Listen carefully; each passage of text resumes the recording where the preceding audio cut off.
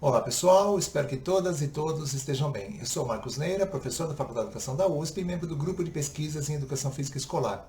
É um coletivo majoritariamente composto por professoras e professores que atuam na educação básica, realizam experiências pedagógicas e produzem conhecimentos sobre a perspectiva cultural da educação física, também chamada Currículo Cultural da Educação Física ou simplesmente Educação Física Cultural.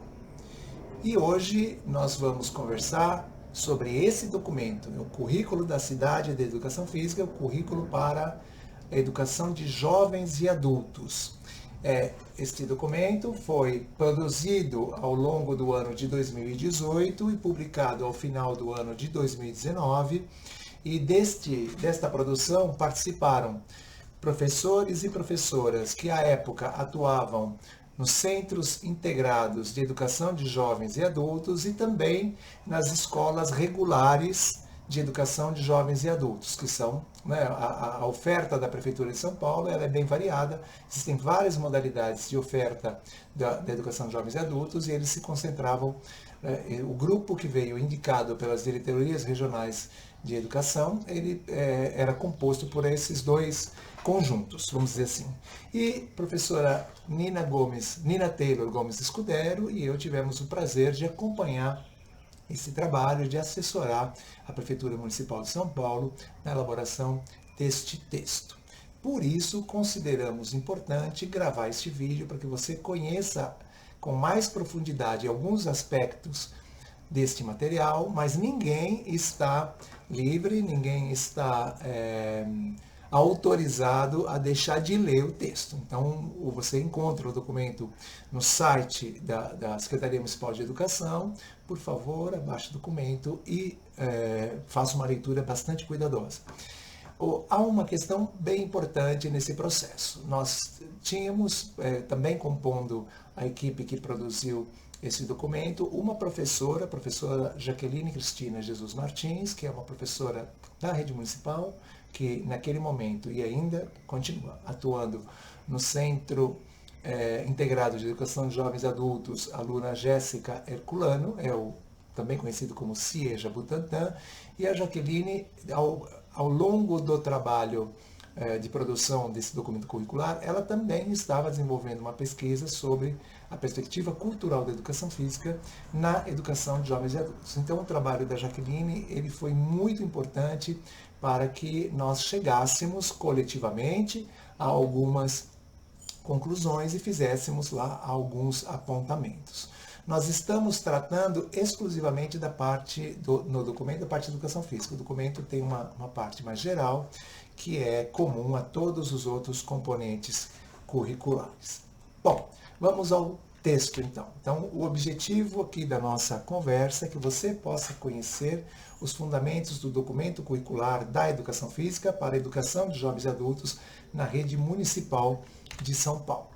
E os nomes das sessões nós trouxemos aqui para os slides. Então, cada slide abre ou prossegue com a discussão de uma das sessões do documento. Nós não inventamos nada, aproveitamos a mesma estrutura do documento para fazer esta breve apresentação para vocês. Então, é muito importante que vocês considerem que neste momento, ou seja, um documento bem recente, um documento de 2019, nesse desenho social, nesse momento, há uma certa potência em outras formas de análise do social, conhecidas como teorias pós-críticas da educação ou teorias pós-críticas do currículo.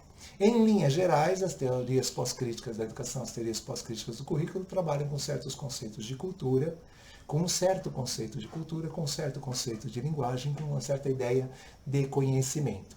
E nesse sentido, as teorias pós-críticas, elas ampliaram o olhar para o sujeito, elas vão entender que o sujeito da educação também é resultado do currículo, e o currículo aqui é entendido não como documento curricular meramente, mas também como tudo aquilo que acontece na escola ou a partir da escola, o currículo como experiência.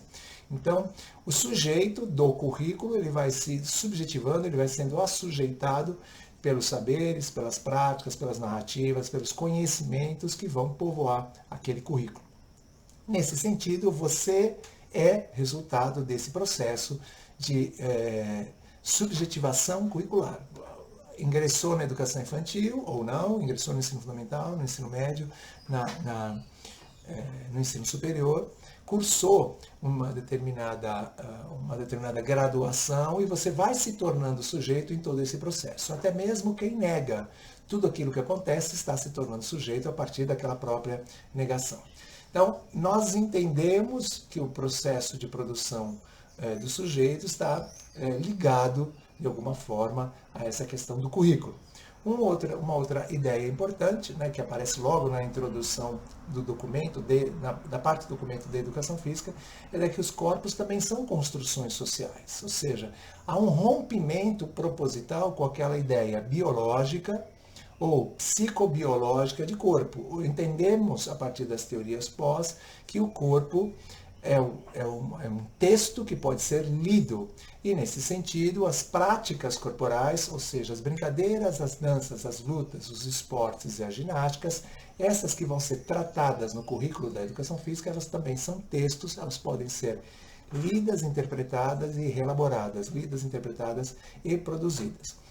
Logo, nós estamos falando aqui de uma educação física inserida na área das linguagens. Nós estamos falando aqui de uma função de educação física que quer desenvolver uma série de experiências formativas que ajudem os alunos da educação de jovens e adultos, as alunas da educação de jovens e adultos. Quem são?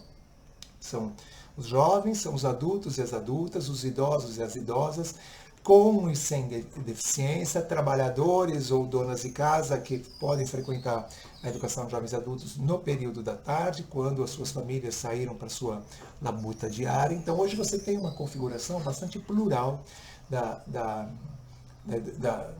do público da educação de jovens e adultos. Então, esse aspecto foi uma das constatações importantes do trabalho de pesquisa da Jaqueline, que nós vamos deixar, assim como deixaremos sempre os vídeos, né, a sequência de vídeos de um determinado tema, também deixaremos o trabalho da Jaqueline aqui como o link na descrição do vídeo para que você, se tiver interesse, possa acessar também, né, a dissertação de mestrado e os vários produtos que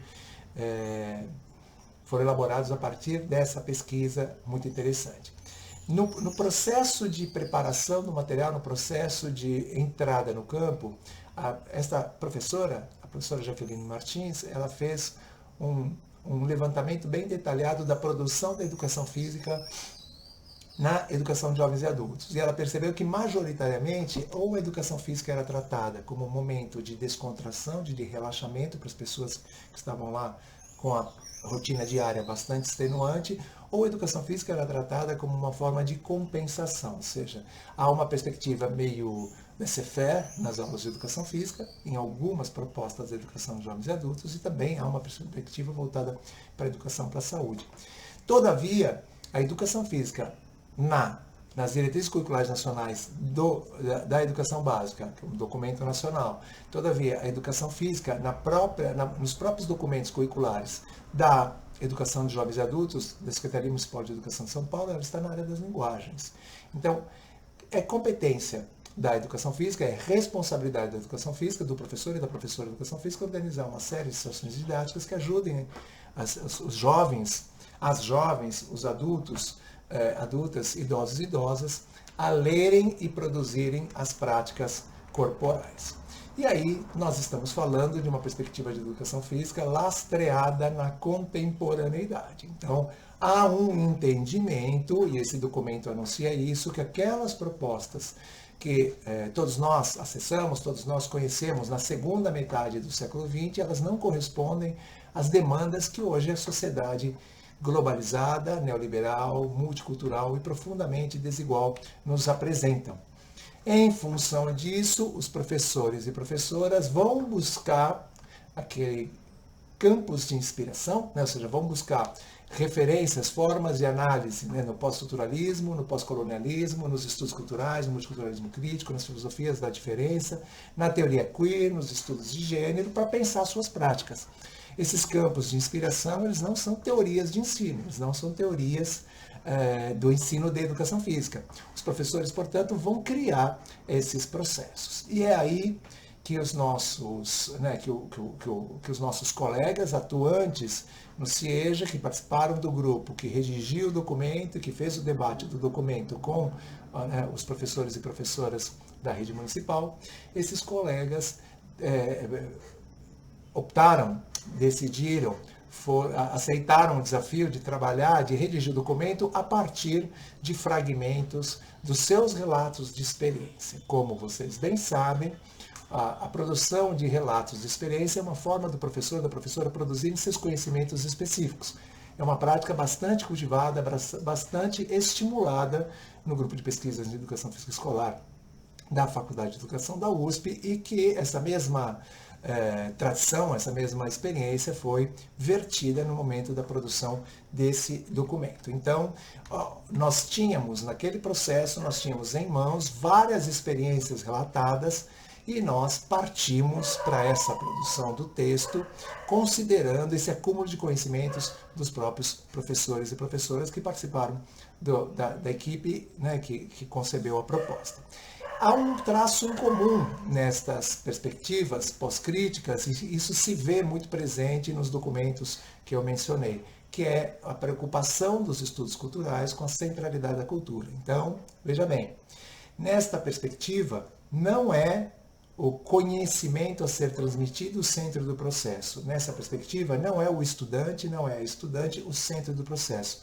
Nesta perspectiva, não é a técnica de ensino, as atividades que o professor e a professora vão programar e vão desenvolver, o centro do processo. O centro do processo está na cultura, e aqui cultura entendida como campo de lutas pela validação de significados, ou seja, é muito importante que no trabalho do professor, no trabalho da professora, os estudantes acessem vários significados atribuídos àquelas práticas corporais e às pessoas que delas participam.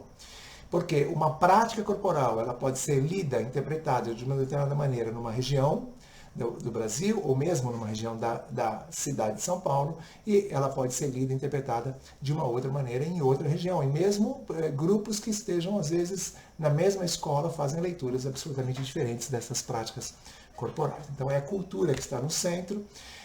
Esta perspectiva também chama atenção para a linguagem. A linguagem, nessa perspectiva, ela tem a função de produção da realidade. Então, não é uma linguagem como forma de representação, mas entendendo que ao brincar, ao dançar, ao lutar, ao fazer ginástica ou ao fazer esporte, as pessoas estão produzindo textos com a linguagem corporal, as pessoas estão entendendo que aquela produção ela se consome naquele momento, elas estão entendendo que as pessoas podem significar aquelas práticas de várias maneiras. Então, o discurso sobre as práticas corporais e sobre as pessoas que delas participam é algo da maior relevância na perspectiva cultural, que é a perspectiva adotada por essa proposta. Então, entender que a maneira como as pessoas dizem sobre as práticas, sobre seus praticantes e sobre elas mesmas, constituem esse conhecimento bem específico chamado cultura corporal. E, finalmente, cultura corporal, portanto, é toda a produção discursiva e não discursiva, alusiva às práticas corporais e às pessoas que delas participam. Então, a turma lá da Educação de Jovens e Adultos vai receber um convidado e vai fazer um debate sobre um determinado tema da cultura, um tema cultural, uma brincadeira, uma dança, uma luta, um esporte, ginástica. Tudo que for dito lá, aquilo é cultura corporal. Eles vão fazer uma vivência, vão produzir com a sua gestualidade aquela prática corporal. Tudo que for feito lá é cultura corporal. Então, é isso. Nós queremos agradecer muitíssimo a sua atenção. Estas questões e muitas outras estão disponíveis no site do grupo, estão disponíveis nas redes sociais. Há vários vídeos que abordam a prática pedagógica da perspectiva cultural da educação física na educação de jovens e adultos, que estão disponíveis lá no site e no canal do YouTube para vocês acessarem. Então, sintam-se absolutamente à vontade. Ficamos por aqui. Quem vai desenvolver quem vai desenvolver a segunda parte desse trabalho, as orientações didáticas do documento curricular de educação de jovens e adultos na educação física, é a professora Nina Taylor Gomes Escudero. Fiquem bem, se cuidem muito.